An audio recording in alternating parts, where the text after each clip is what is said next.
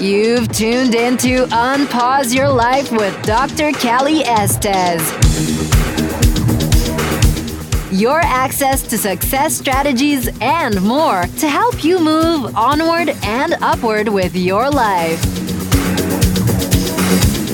Listen in each week as she interviews others who have really taken their essence to the next level and truly unpaused their life. Now here's your host, Dr. Callie Estes. Hey everyone, welcome to the show. This is Dr. Callie Estes, and I am founder of the Addictions Academy, the Addictions Coach, and Rehab Rescue. Welcome to Unpause Your Life. This is a great podcast where we showcase people who have done something extraordinary with their life. I welcome you, and I hope you enjoy all of our guests. On my way, found a reason to wake up another day. Before we get started, let's hear this short message from one of my supporters. All the things that you won't do. Did you know 81% of Americans would like to become a published author? Chances are you might be one of them. What's stopping you? Writing and publishing a book takes a lot of work and is expensive, right? Well, not anymore. For your next book project, or even your first, team up with Hassle-Free Books. They make it so easy to become an author. They remove all of the fuss and struggle and make it smooth and simple. And it's far more affordable than you could ever imagine. Go to hasslefreebooks.com and use promo code UNPAUSE to receive a 10% discount off of any book project. Get started right away and become a published author in as little as 45 days. For your free 1-hour book formula guide, which will show you just how painless it can be to become an author, head to hasslefreebooks.com today.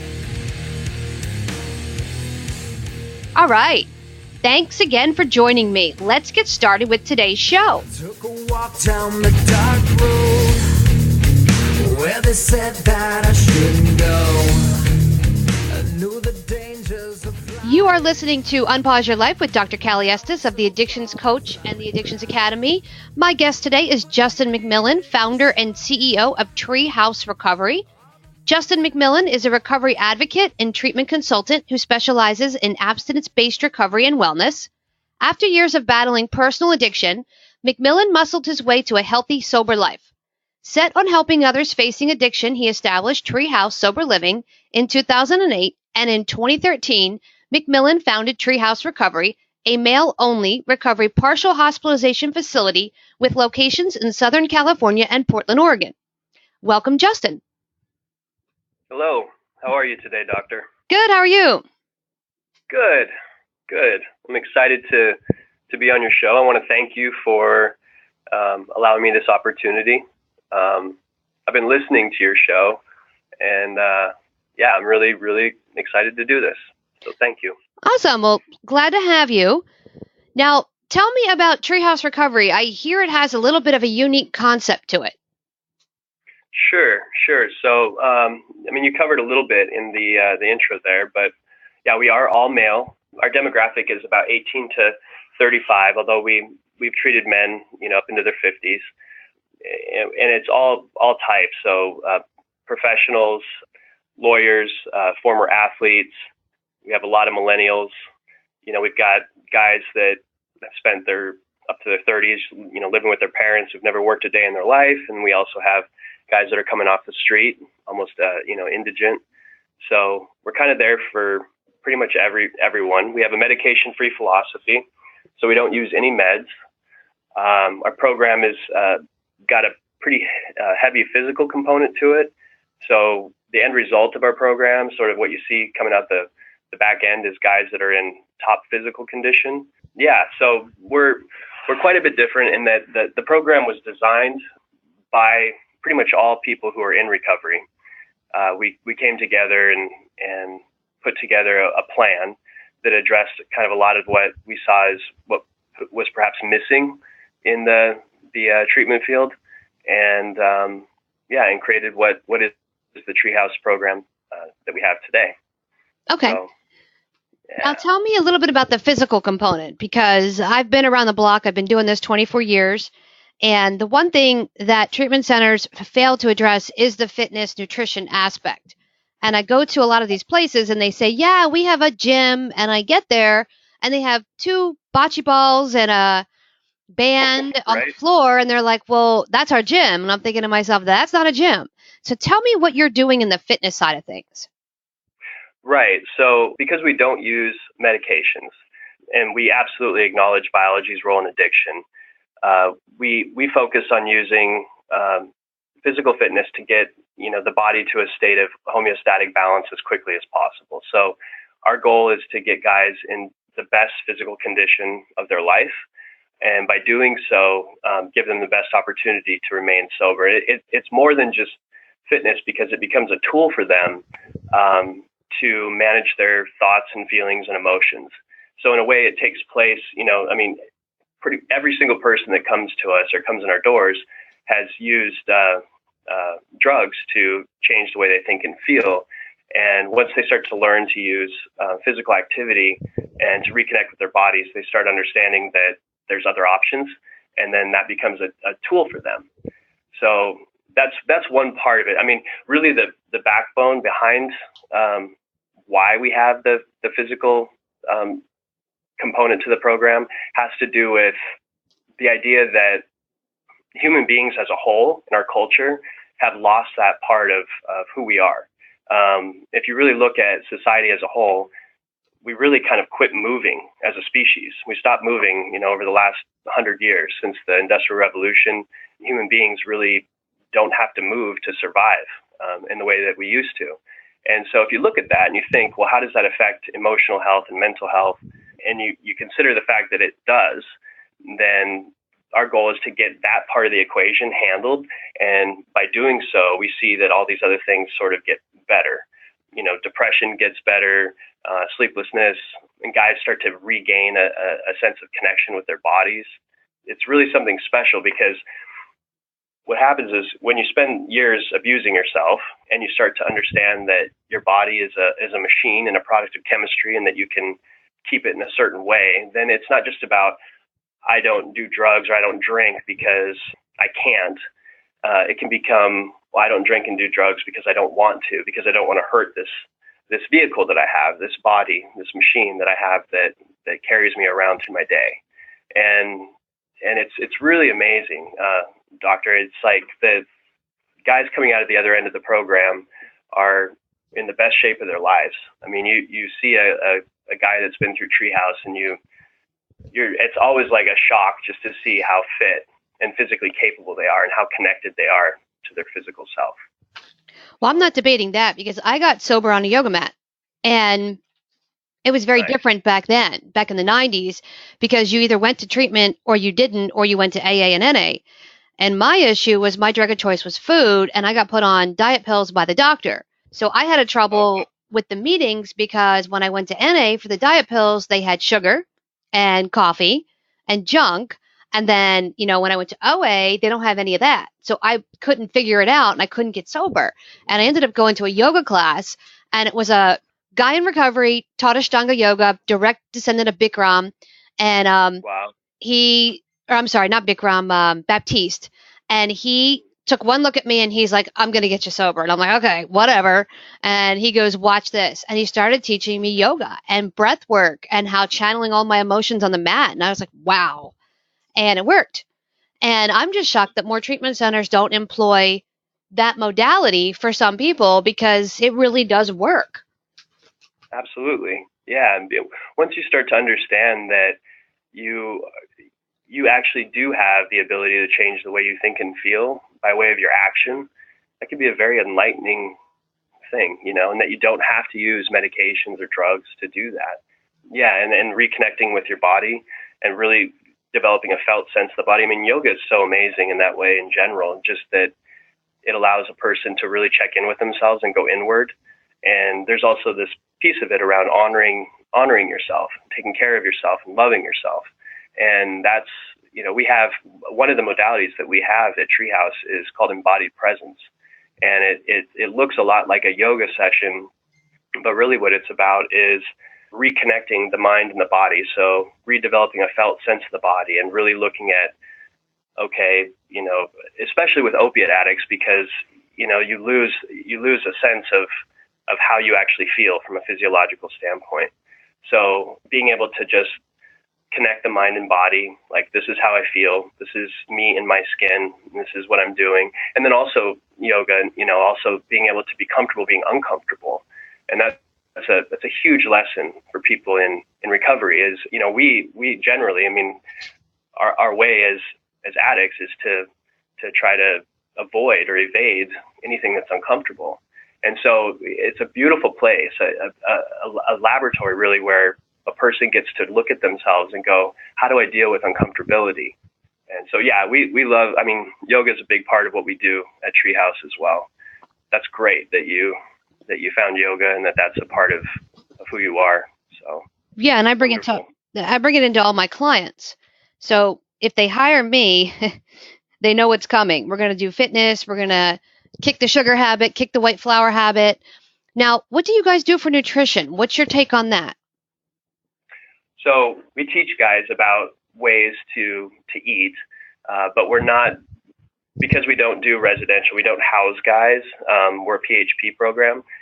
We don't get into, actually feeding them, but it's worked really well, because what's happened is there's a culture in our community where the guys are cooking for each other and they're focused on, what the best diet is for them. And they're taught this sort of thing. So in ESM, which is exercise as a pathway to healing, that's a specific modality.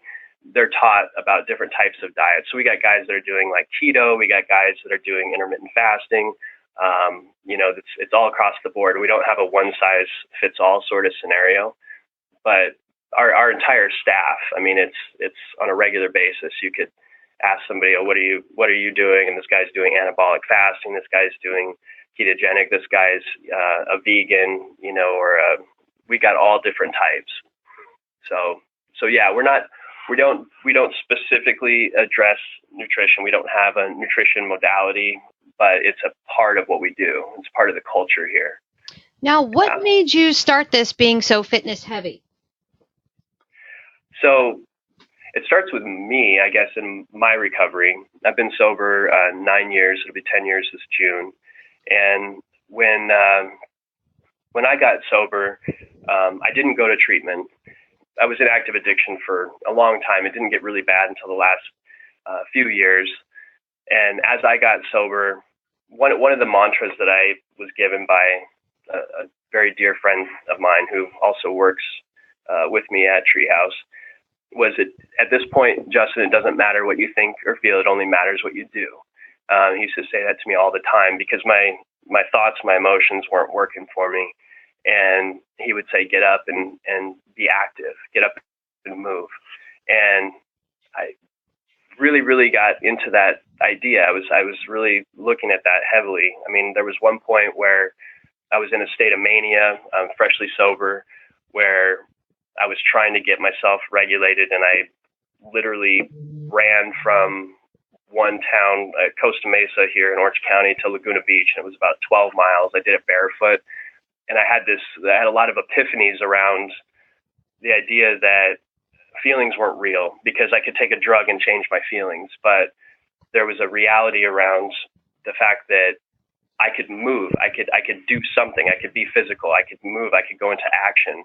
And so I started running, and running developed into me personally developing myself to where I'm getting in better and better shape.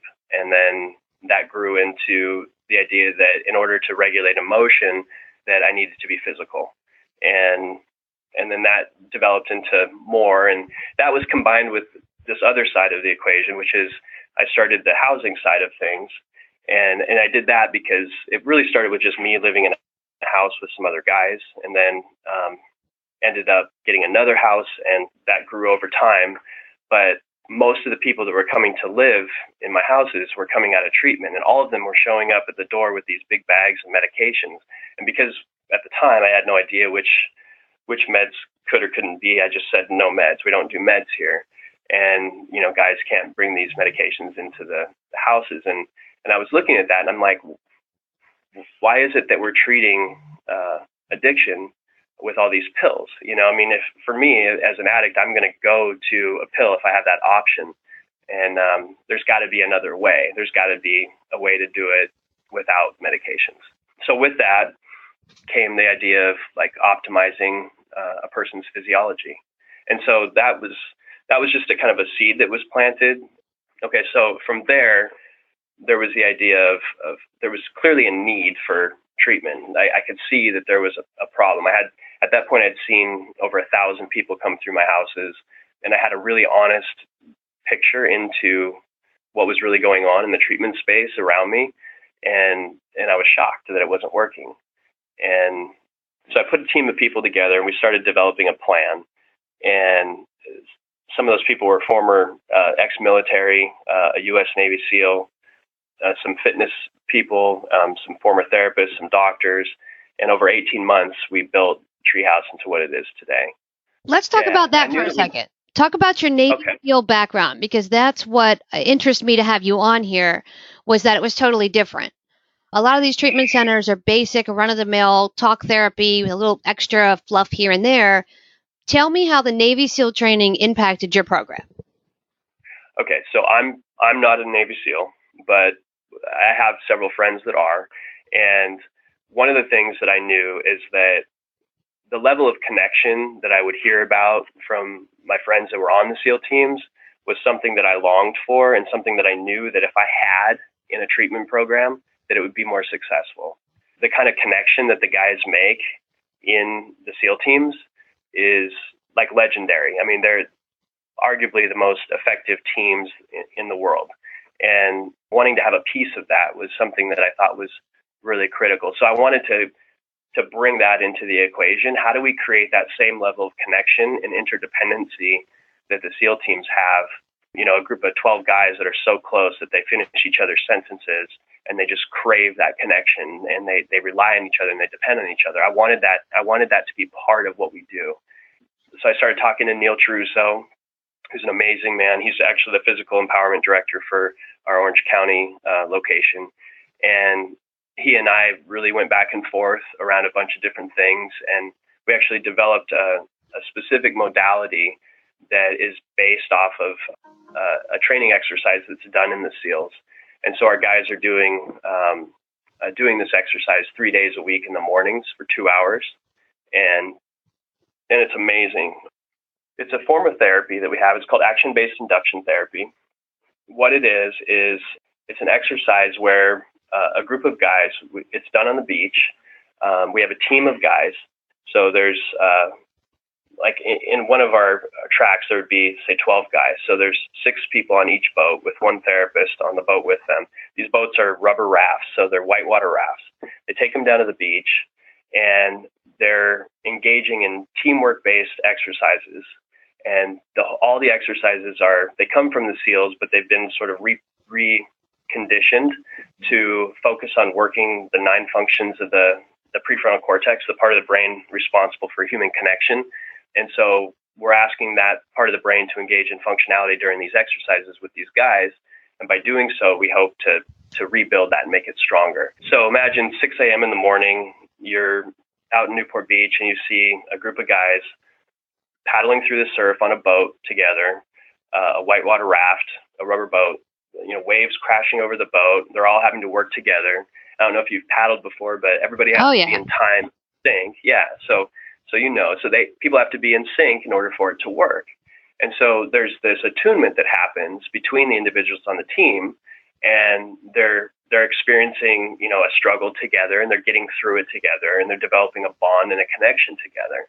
And they're dealing with things like regulation of fear, and they're dealing with things like emotional regulation. They're dealing with things like morality, like how do my actions affect those around me on my team? And they use it in the SEALs because it allows them, the trainers, to watch. This is done during basic underwater demolition school as a tool to watch how these guys interact together to sort of vet who's going to be the best SEAL. So it's a great tool for us to be able to get a clear window into how well an individual is able to connect with us and how well they are able to work with others. which is obviously like a really important thing for us for treatment planning. So we're out there on the beach. We've got counselors on the beach and therapists. Guys are paddling through the water. They're working together. They're dealing with situational stressors. They're overcoming things together, and they're growing as a unit. And so they're being assessed as a unit, as a team. And these teams of guys stay close. I mean, after graduation, these guys are staying like tight. They're becoming lifelong friends. One of our goals is to get these guys to establish a connection, at least one, if not multiple connections that they maintain for the rest of their lives. And that's happening every day. So yeah, it's a really beautiful thing. And we use, like I said, the exercises are all based on different functions of the prefrontal cortex. So as you know, the prefrontal cortex goes dormant in active addiction or goes haywire. And so our goal is to get that to come back online and to be strong and robust. And so anything we can do to get the individual to engage in some sort of function that exercises that so that they get stronger in that area is positive. So the boats do that. And it's absolutely amazing. It's totally beautiful to watch. I don't know if you've seen the videos of the guys doing it, but they paddle through the waves, they turn around, they surf the boats in. There's all these drills that they do on the boats, and they love it. I mean, it's incredible. Like, you're combining the team building aspect, like the corporate team building, along with the Navy SEAL training, along with fitness, to show them empowerment in recovery. That's actually really interesting. How long have you guys been doing this? What's your success rate? Because that's really a good model. We don't do that in treatment. We have them sit in groups for hours upon hours upon hours while we lecture them, and it doesn't work. Right. Exactly. Yeah, we've been doing it for 5 years, and at this point, our last set of surveys that we just did, over 70% of our clients are still sober, or were sober on the day of the survey. There's a bunch of different ways to look at these numbers, as you know. So, I mean, you can look at different windows of time, but yeah, we're showing results with our program that nobody's ever seen before. I mean, in our community, we're known. If people just say, yeah, Treehouse is different, what they're doing is like a whole nother level. And so much so that we've had the opportunity. I mean, we recently went to Washington, D.C. We worked on the CAR Act to advise on, different approaches to treat addiction. And yeah, you're right. I mean, getting guys out of the group therapy session where they're sitting in a circle or talking about their feelings in a one-on-one session, and getting them out into a team environment and teaching them how to be, how to play well with others is a really important part of success in life. Every guy that graduates Treehouse knows what kind of leader they are. They know what they bring to a team. They know what they need from a team. And they're very, very clear about that. And they also crave being on a team. So these guys they're learning this stuff, and they're taking it out into their life, and they're coming back and they're talking about their job, and they're saying, yeah, this is how the team is there. I mean, they're taught, because it doesn't just work there. It's interdependent with all the other modalities. So they get back and they're getting this in addiction education. They're getting, thoughts about who they are in terms of community and like a social connector, like how they're interacting with other people. It's all being connected and it's all related. So it's pretty amazing to see. Awesome. Huge teamwork side of what we do. It's okay. a big part of what we do. And this is a male-only facility, correct? Correct. Okay. Yeah. So how would our listeners find you if they want to come there, or they have a family member they want to refer? How would they reach you and find out more information about you and, of course, the treatment center? Yeah, so you can find us at www.treehouserecovery.com. Instagram is Treehouse Recovery, and you can also find us at Treehouse PDX in Portland. We also have a YouTube channel. So, but it all starts with just go to www.treehouserecovery.com, and you can find everything from there. Perfect. Yeah. Well, we'll put that up on our website for our listeners so that they can find you and find the center and ask some questions. And I want to thank you for coming on Unpause Your Life. Thank you. I appreciate your time. Awesome. And you've been listening to Unpause Your Life with Dr. Callie Estes.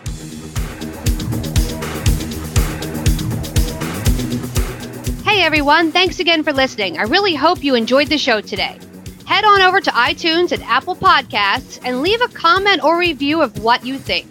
or contact us at 1-800-706-0318. If you want to be on our show, feel free to email or call. And if you have a topic, feel free to email or call as well. Thanks for listening to Unpause Your Life. For show notes and more, head on over to unpauseyourlife.com.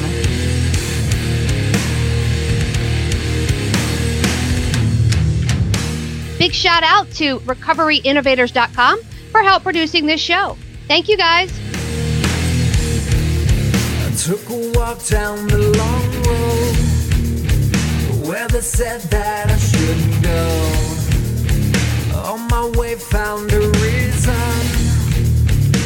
to wake up another day. But they needed to show you all the things that you won't do. Find faith or religion, but nothing to show for it.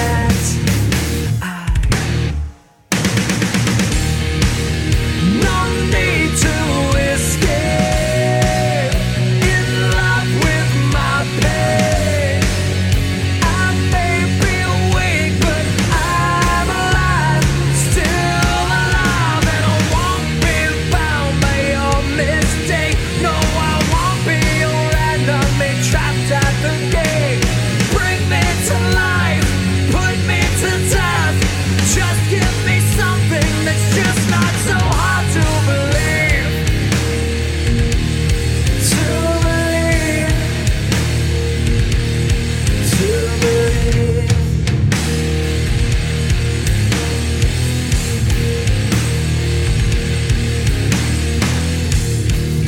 I took a walk down the dark road where they said that I shouldn't go. I knew the dangers of flying. Now I'm so far from solid ground. But they needed to show